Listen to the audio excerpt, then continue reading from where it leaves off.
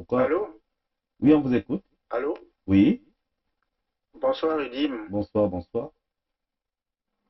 Bonsoir Gervais Birangui. Bonsoir. Bonsoir Bernard. Bernard Pongui. C'est Bonsoir. avec une petite émotion que je m'adresse à vous pour la première fois. Mhm.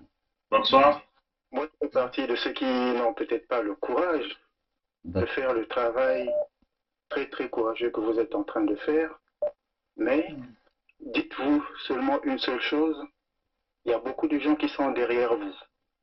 Mhm. Ça a commencé tout petit, c'est en train de prendre de l'ampleur et faites un effort de ne pas trop passer votre temps à vous occuper de ceux qui nous mettent les bâtons dans les roulettes. Mhm. C'est une cause noble que vous êtes en train de défendre et il y a des gens un peu embrouillés actuellement qui trouvent que c'est de la bêtise. Mhm. Je suis arrivé en France en 1994 et à l'époque, c'est peut-être un mauvais exemple que je suis en train de prendre, mais il est très édifiant. Mhm. Le Front National faisait des scores compris entre 3 et 6%. Et les gens ne les prenaient pas au sérieux. Actuellement, le Front National est le premier parti, pratiquement le premier parti de France. Donc ce que nous sommes en train de faire dans le cadre de l'unité du Sud a commencé tout petit, mais est en train de prendre de l'ampleur. Et il y a la panique chez certaines personnes. Et le travail qu'il y a à faire est un travail pédagogique.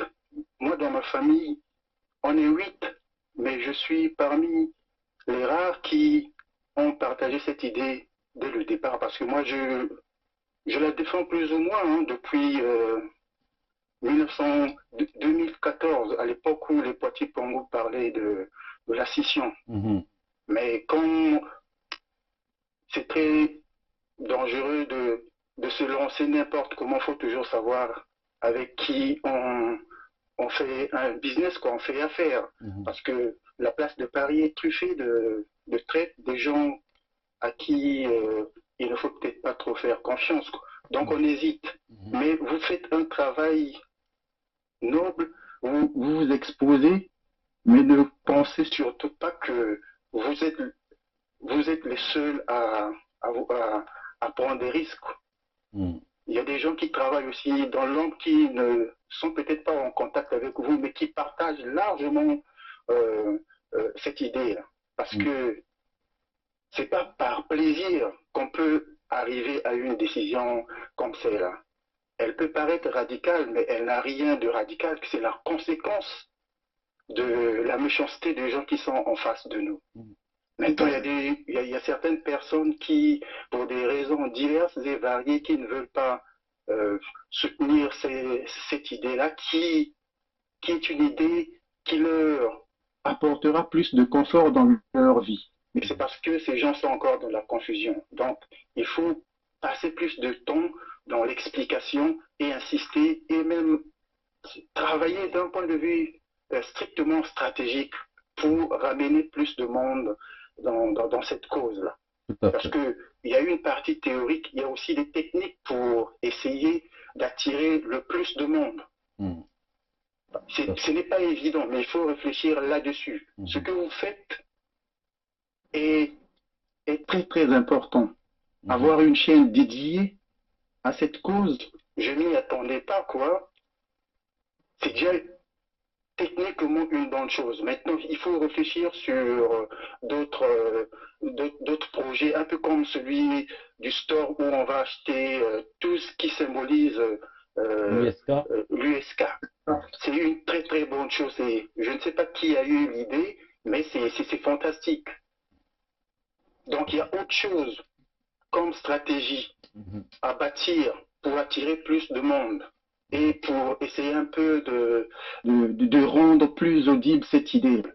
Maintenant, quant aux petits jeunes de la dernière fois, vous avez bien fait de le recadrer très, très rapidement parce que on a plus l'impression qu'il avait été envoyé par quelqu'un pour discréditer ce que l'unité du Sud représente. Mhm. Donc, c'est des gens en mission quelque part. Donc, c'est du pipi de chat, comme on dit, quoi. Tout Faut à pas fait. trop s'attarder là-dessus.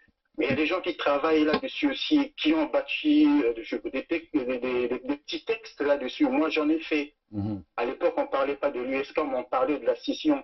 Ouais. Voilà. Donc, c'est une idée qui fait son petit bonhomme de chemin. Il y a certaines personnes qui la prennent pour du n'importe quoi.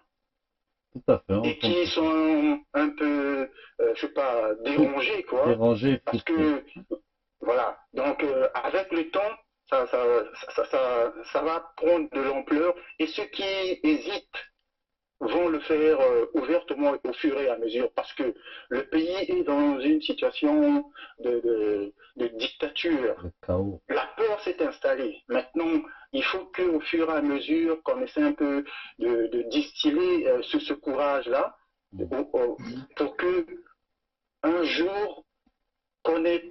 Bon, c'est un mauvais exemple que je prends, hein, je reviens encore là-dessus, quoi. Il y a de plus en plus de Français qui votent le Front National et ils se gênent même plus. Il y a 20 ans, il y a 25 ans, ils se cachaient. Mais maintenant, là, ils veulent que ça se sache. Donc, ça va être la même chose pour l'unité du Sud. Le Front National le fait pour une mauvaise, pour des raisons que moi, en tant qu'étranger en France, je juge un peu déplacées, mais nous le faisons pour une cause noble, parce que nous sommes agressés sur nos terres. On est marginalisés, on est dominés, comme Bernard Ponguy a su le dire, je sais pas, dans l'émission de Christian Pelin. Nous allons on est dominés, donc il faut qu'il y ait une réaction en face.